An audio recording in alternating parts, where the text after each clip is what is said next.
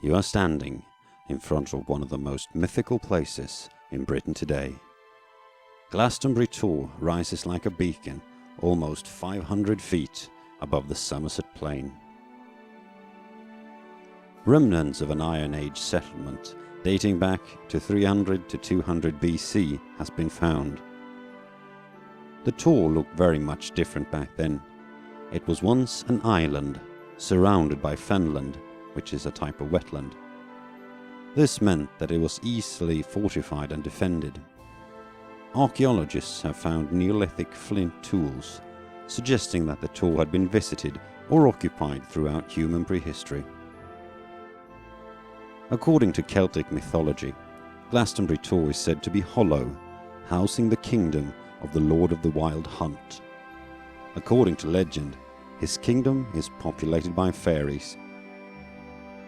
Some people still to this day claim that the fairy king haunts Glastonbury Tor. Remains of a 5th century fort has been found atop the Tor.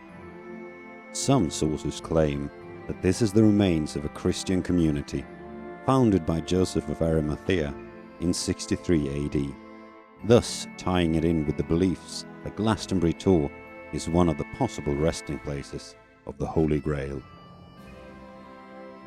Glastonbury has also been closely linked with the legends of King Arthur. In some texts, he rescues Queen Guinevere from an evil knight holding her captive in the fort atop the Tor. Other literary sources mention the fort as belonging to Arthur himself or being seized by him. Most famous is perhaps the notion that Glastonbury Tor is the basis for the mythical island of Avalon, where Arthur is brought after his final battle to heal his wounds and await a time when his country will once again need him.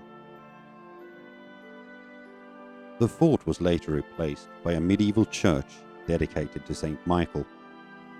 It remained intact until 1275, when a particularly powerful earthquake ruined it. A new church was built in 1360 to replace it. The second one lasted until 1539, when Henry VIII carried out the dissolution of monasteries.